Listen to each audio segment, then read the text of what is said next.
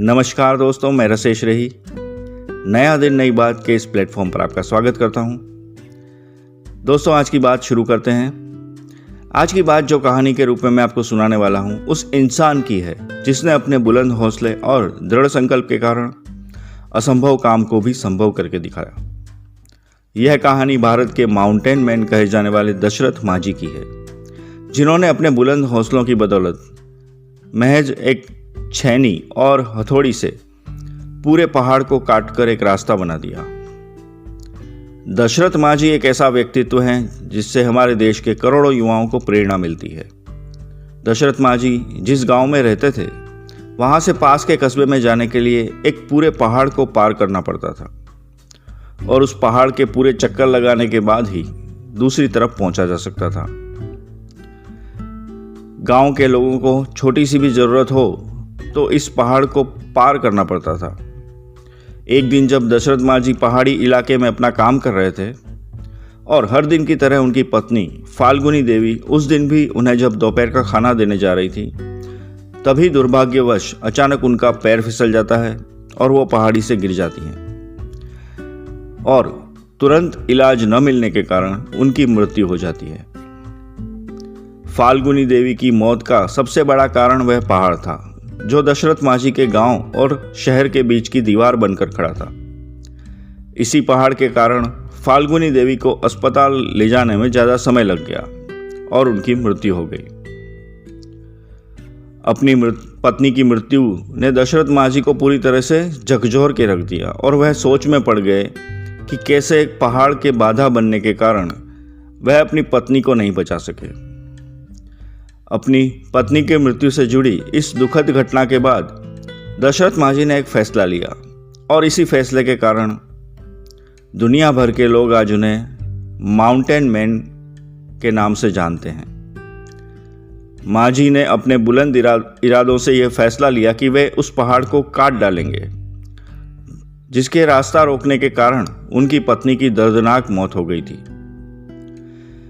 इसके बाद अपने बुलंद हौसलों और इरादों का परिचय देते हुए दशरथ माझी अपनी छोटी सी छैनी और हथौड़ी से उस विशालकाय पहाड़ को तोड़ने में लग गए। जब गांव वालों ने पहली बार उन्हें मात्र एक छैनी और हथौड़ी से पहाड़ को तोड़ते हुए देखा तो लोग उन पर हंसने लगे और उनका मजाक उड़ाने लगे। कईयों ने तो उन्हें पागल भी कहना शुरू कर दिया था। लोग कहते हैं कि यह अपनी बीवी के मौत के सदमे में पागल हो गया है, जो इतनी सी छैनी और हथौड़ी से विशालकाय पहाड़ को तोड़ने में लगा है। और इन सब के बावजूद भी दशरथ माझी अपने काम में जुटे रहे। इसी तरह दिन बीतते चले गए, कई महीने गुजर गए, कई मौसम आए चले गए। अब तो साल भी बीतने लगे थे। क्या गर्मी, क्या बरसात, क्या ठंड, इन सब की परवाह न करते हुए दशरथ माझी सिर्फ अपने लक्ष्य को हासिल करने के लिए कठिन परिश्रम करते रहे। उनका बस एक ही लक्ष्य था, उस पहाड़ को काटकर रास्ता बना देना, ताकि जो उनके साथ हुआ वह फिर किसी और के साथ कभी न हो। अपने दृढ़ संकल्प और बुलंद इरादों का परिचय देते हुए लगातार 22 साल की कठिन परिश्रम और मेहनत के बाद पहाड़ में 360 फुट लंबा, 25 फीट गहरा और 30 फीट चौड़ा रास्ता दशरथ माझी बनाने में कामयाब हो गए। दशरथ माझी द्वारा बनाए गए इस रास्ते के कारण गया के अन्नी से वजीरगंज की दूरी मात्र 15 किलोमीटर रह गई, जो पहले पहाड़ को चक्कर लगाकर जाने के बाद 80 किलोमीटर की पड़ती थी। वह मात्र 3 किलोमीटर ही रह गई। दशरथ माझी के इस फैसले का पहले तो मजाक उड़ाया गया, पर उनके इस प्रयास ने जालौर के लोगों के जीवन को सरल बना दिया।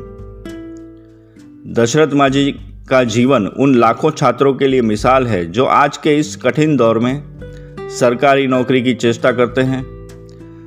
जिस प्रकार दशरथ माझी को पहाड़ काटने में 22 साल लग गए, फिर भी उन्होंने कभी हार नहीं मानी और बिना निराश वे अपने लक्ष्य को पाने के लिए दृढ़ संकल्प के साथ कड़ी मेहनत करते रहे और अंत में सफलता प्राप्त की।